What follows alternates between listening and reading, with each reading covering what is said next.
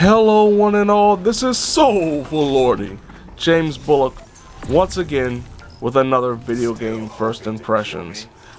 This time around, Mortal Kombat 11 Aftermath for the PS4, Xbox One, PC, Nintendo Switch, and Google Stadia.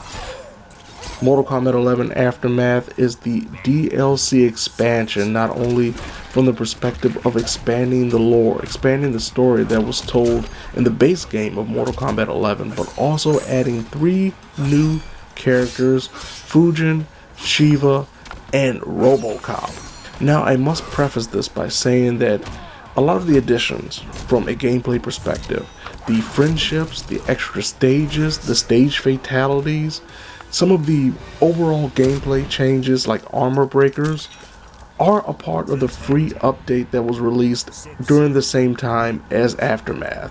So you do not have to have Aftermath, you do not have to pay for the DLC to get all of those extra things. But if you want to see the rest of the Mortal Kombat 11 story, and you want to have Fujin, Shiva, and Robocop, the only way to get that right now is through the Aftermath DLC. Now, I'm not going to talk too much about the Mortal Kombat 11 story that is attached to the DLC that is attached to Aftermath because it is very spoiler heavy.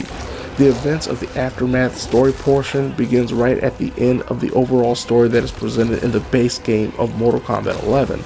So if you didn't play that or you're just getting to it, to spoil that would be a travesty. But what I will say is that the presentation is pretty much par the course when it comes to a NetherRealm Studios story mode. You have a few fights, you have some cinematics, and you have a story that is presented in the best way possible when it comes to a fighting game. The most interesting aspect for those who care about the gameplay is the new characters.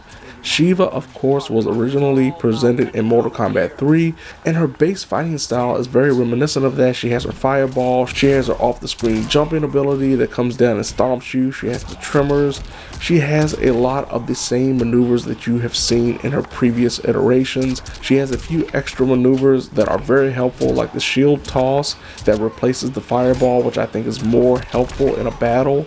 She also has the ability to actually post herself and throw fireballs from each arm one at a time depending on how the player hits the buttons, or you can amplify it and do a very slow moving but very high impactful fireball.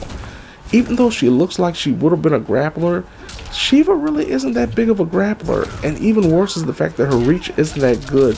I've never really been the biggest Shiva player, but really I did enjoy a majority of my time with her, though against some of the faster characters like Liu Kang, she felt like she was at a big disadvantage.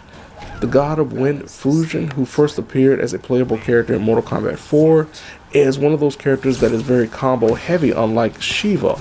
He has a nice array of starters and launchers when it comes to his combos that are topped off by some incredible special maneuvers, including the Skywalker, that isn't a part of his base tournament styles but is available in player mode. And is one of those maneuvers that I think a lot of people will be utilizing. Even though Fujin's combos feel a little bit more restrictive than I expected them to be, if you have the mindset of trying to top off each combo with a special maneuver, a majority of the time it will allow for Fujin to be a dominant force, even though he doesn't have the best when it comes to damage output.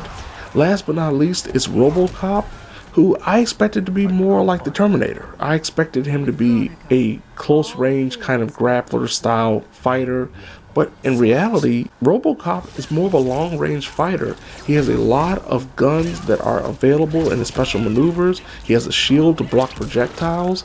In a lot of ways, you want to play keep away if you're playing as Robocop, because the majority of his combos are very limited.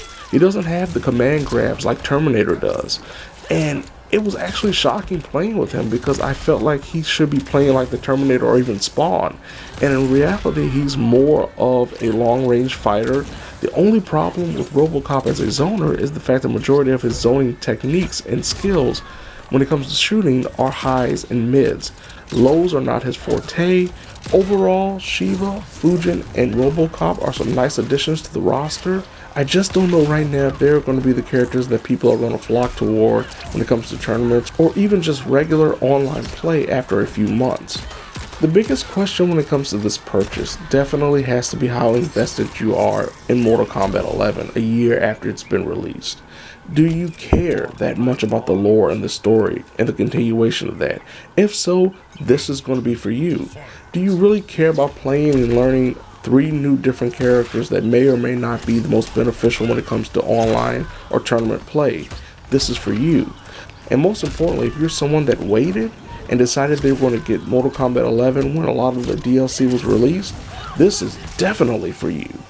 But if you're someone like me who got Mortal Kombat 11 day one, if you're someone that has kind of tapered off from the game, this may not be the biggest draw for a long period of time, especially for a $40 investment.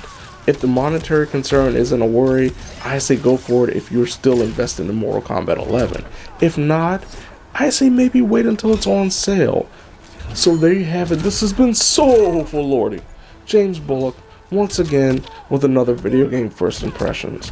Mortal Kombat 11 Aftermath for the PS4, Xbox One, Nintendo Switch, PC, and Google Stadia. Now if you don't mind, I have to go crack some skulls, maybe even throw a fireball, or maybe some wind.